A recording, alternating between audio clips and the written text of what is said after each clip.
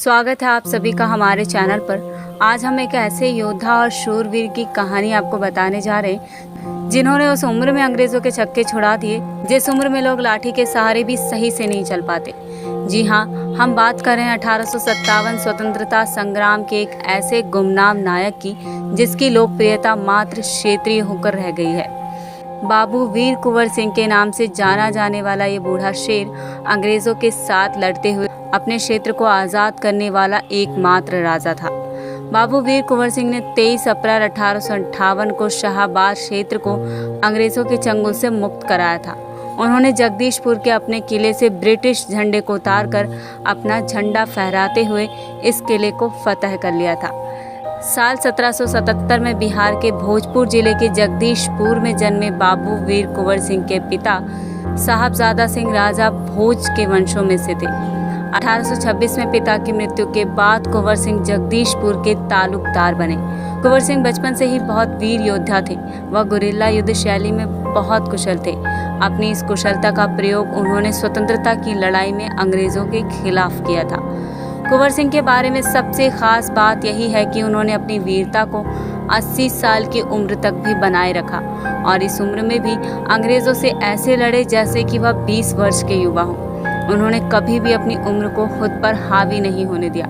साल 1857 में जब प्रथम स्वतंत्रता संग्राम का डंका बजा तो एक तरफ नाना साहब तात्या टोपे डटे खड़े अंग्रेजों का लोहा ले रहे थे, तो वहीं महारानी लक्ष्मीबाई बेगम हजरत महल जैसी वीरांगनाएं अपने तलवार का जौहर दिखा रही थी।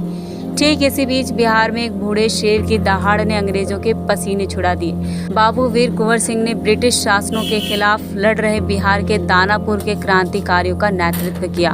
80 साल की उम्र में जहाँ शरीर आराम चाहता है, वहीं कुंवर सिंह अपनी हड्डियों में बारूद और नसों में देशभक्ति की लहर लिए अपने सेनानी भाइयों के साथ अंग्रेजों का डटकर मुकाबला कर रहे थे। कुंवर सिंह जी के 2 भाई थे, हरे कृष्णा और अमर सिंह, जो उनके सेनापति भी थे। साल 1848 से 39 में जब अंग्रेजी शासनों ने विलय नीति अपनाई, जिसके बाद भारत के बड़े बड़े शासकों के अंदर रोष और डर जाग गया, वीर कुंवर सिंह को अंग्रेजों की ये बात रास न आई और वह उनके खिलाफ उठ खड़े हुए। अपने इस क्रोध को एक आग में बदलते हुए कुंवर सिंह ने दानापुर रेजिमेंट, रामगढ़ के सिपाहियों और बंगाल के बैरकपुर के साथ मिलकर अंग्रेजों के खिलाफ धावा बोल दिया। दूसरी तरफ मेरठ, लखनऊ, इलाहाबाद, कानपुर, झांसी और दिल्ली में भी अंग्रेजों के खिलाफ विद्रोह जोर पकड़ने लगा। इस दौरान वीर कुंवर सिंह ने अपने साहस, पराक्रम और कुशल सैन्य शक्ति का उदाहरण पेश करते हुए सेनाओं का नेतृत्व किया और ब्रिटिश सरकार को घुटनों पर ला दिया। उन्होंने अपने पराक्रम से आरा शहर, जगदीशपुर तथा आजमगढ़ आज़ाद कराया। ये कुंवर सिंह ही थे जिनके कारण अंग्रेजी हुकूमत के बीच आजमगढ़ 81 दिनों तक आज़ाद रहा। 1958 में जगदीशपुर के किले पर अंग्रेजों का झंडा उखाड़कर अपना झंडा फहराने के बाद बाबू वीर कुंवर सिंह अपनी पलटन के साथ बलिया के पास शिवपुरी घाट से गंगा कश्तियों में नदी पार कर रहे थे। इसी बात की भनक अंग्रेजों को लग चुकी थी और उन्होंने मौका देखते हुए बिना किसी सूचना के वीर कुंवर सिंह को घेर लिया और उन पर गोलीबारी करने लगे। इसी गोलीबारी में कुंवर सिंह के बाएं हाथ में गोली लग गई।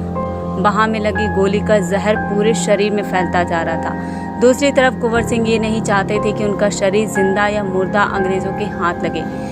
इसी सोच के साथ उन्होंने अपनी तलवार से अपनी वह बाहें काट दी जिस पर गोली लगी थी और उसे गंगा नदी को समर्पित कर दिया। इसके बाद वह एक ही हाथ से अंग्रेजों का सामना करते रहे।